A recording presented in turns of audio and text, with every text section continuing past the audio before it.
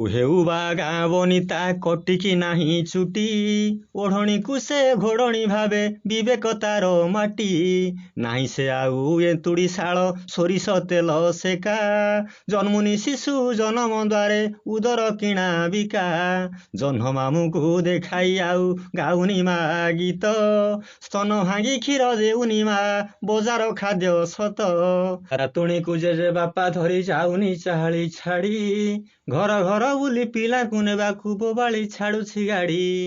ଚାହାଳିରେ ପଡ଼ିଛି ତାଲା ଯାଇଛି ଛପରା ଉଡ଼ି, ଛାଡ଼ିନି କ୍ଷୀର ଯାଉଛି ଶିଶୁ ବିଦେଶୀ ପାଠ ପଢ଼ି। ଚାଲଟେ ନାହିଁ ଗଢ଼ିବା ପାଇଁ କଖାରୁ ମୁଣ୍ଡ ମାଳ, ବାଡ଼ିରେ ନାହିଁ ଭାଡ଼ି ପରିବା ଗଛରେ ନାହିଁ ଫଳ। ବାଟୁନି ମା ଶିଳରେ ଆଉ ଘୋରଣା ନାହିଁ ଘରେ, ଅପମିଶ୍ରିତ ମସଲା ଗୁଣ୍ଡେ ରୋଗ କିଣିକି ମରେ।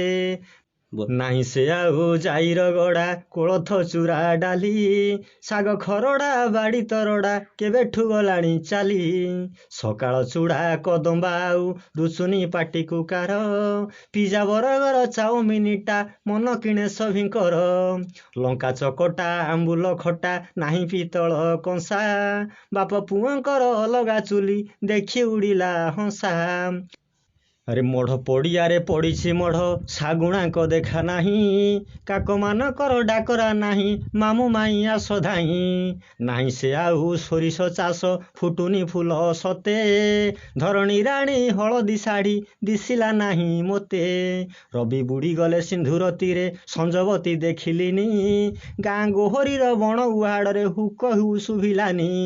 ବ୍ରାହ୍ମଣ ଶାସନେ ଗାଁଟି ମୋର ଶୁଣିଲିନି ଶାସ୍ତ୍ରବାଣୀ, କଙ୍କଡ଼ା ଝୋଳକୁ ଚିକେନ ପକୋଡ଼ା ପିଉଛନ୍ତି ନାଲି ପାଣି।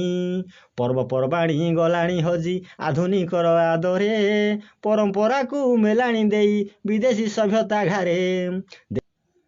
ଦେଖିଲେ ଗାଁ ପାଲା ମଣ୍ଡପେ ହେଉଛି ବାଦି ପାଲା, ଗାୟକ ବାୟକ ପାଳିଆ ମଞ୍ଚେ ତିନି ମୁଣ୍ଡିଆଟେ ଥିଲା। କହଇ ତଳୁ ତିନି ମୁଣ୍ଡିଆ ଗାୟକ ମହାଶୟ, ଭାଙ୍ଗିଲେ ପାଲା ଭାଙ୍ଗିବ ପାଲ ନିଦ କଲାଣି ଅଥୟ। ଦେଖିଲି ଯାଇ ଆଗକୁ ଥୋକେ ଚାଲିଛି ଠେଲା ପେଲା, ଉଦଣ୍ଡି ନୃତ୍ୟେ ବାଇଆ ସର୍ବେ ମଦିରା ଖୁଲମ ଖୁଲା। ପାହାନ୍ତି କରଟରାବୁ ନାହିଁ ଆଉ ଡାକୁ ନାହିଁ ତାମ୍ରଚୂଡ଼, ପ୍ରକୃତିରୁ ହଜିଗଲା କି ମଣ୍ଡୁକ ଶୁଭୁ ନାହିଁ କେରଡ଼। ମୋ ଗାଁ ମାଟି ମୋର ମାଟି ନୁଖୁରା ମୁଣ୍ଡେ କାହିଁ, କାନ୍ଦୁଛି ବସି ତେଲ ପାନିଆ ସିନ୍ଦୁର ଟୋପେ ପାଇଁ।